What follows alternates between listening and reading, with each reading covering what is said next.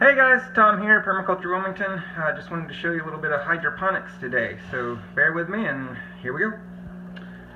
So as you come in, we've got, this is our mycology setup, a still air box with a laminar flow hood, and then we've got some logs that we're inoculating currently. This is chicken of the woods, this is hen of the woods. But we inoculate them in these bags after we sterilize the logs, and then they go out in our fruiting chamber, or we bury them in the yard in our paths so that the mushrooms actually come up through the wood chips. But this is our lettuce station that we use, hydroponics. It's got a bubbler in each one of these lengths of gutter. These are just vinyl gutters that I cut and then use the heat gun to fold the ends in. So you can see the ends, how they're just made to basically hold water. And then I put 2-inch holes in the top, and you just put the plants in with a pool noodle.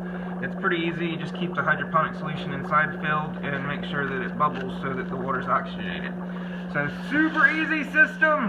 The lights that I use I got off Amazon for like 14 bucks a piece. They're not expensive. The whole rack itself was like 40 bucks I think from Costco. So very easy setup you can do, and look how much lettuce you get. Look at this lettuce. I mean, it's already bolting. We've had it a while here, but after you get lettuce in 30 days. So you can start your lettuce in little seed trays.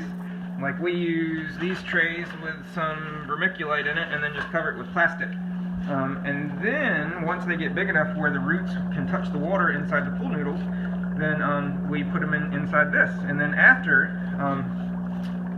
they go in here, sometimes like lettuce we leave in here and eat it all winter long, all summer long, especially in the summer because we're in North Carolina and it's real hard to grow lettuce in the summer. So this gives us the ability to have lettuce year round, which is super cool.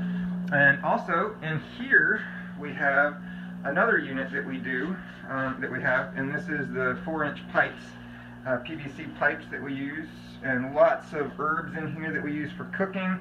And they say you can't do onions in hydroponics, and we've got some onions growing. A lot of stevia, what was that one? That was the pineapple sage. We've also got some Brazilian spinach, which is really awesome. I'm very excited about that one. And lots of stevia, and then popolo. Look at this popolo. It's down here, and it goes all the way past the top one. It's like 4 feet high now. So we're excited to get some seeds from the popolo and start putting them in the yard.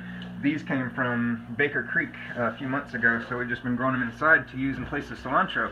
But this is our reservoir. We keep it on a multi-plug so that there's a surge protector, and we get an air pump to keep in here so that the water's oxygenated, and I just realized I need to refill it. So usually it gets down to about that in about a month, maybe 3 weeks to a month, depending on the size of the plants, and then we just make solution and pour it in. So pretty simple. We use master blend, but we've got the pipe going up here that spills into the top, and then it's gravity fed all the way down and then back in.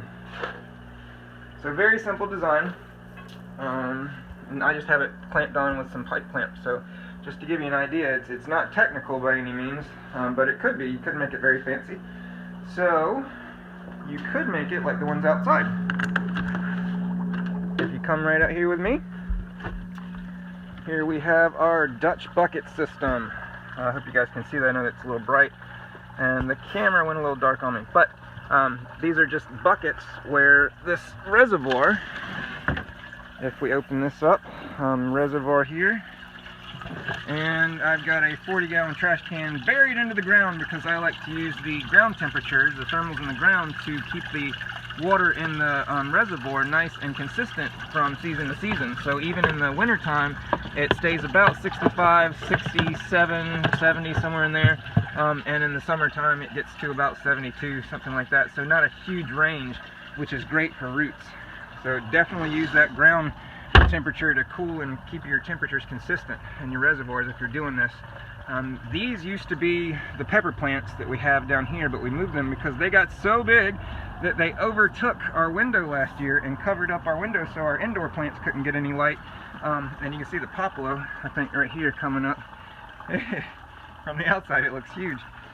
But now these peppers are from last year, and because there's this microclimate up against our house right here, we were able to keep peppers all through all through winter this year, which was very exciting, because some of these are like Brazilian starfish and some jalapeno that we really like, and also Jamaican yellows. We were going for a pepper that was, what was that one?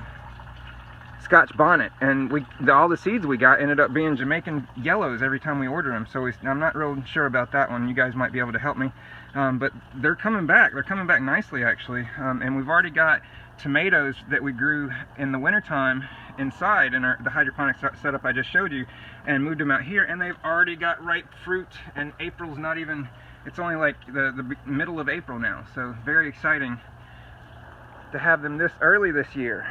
So that's one hydroponic system, and here's our other outside hydroponic system.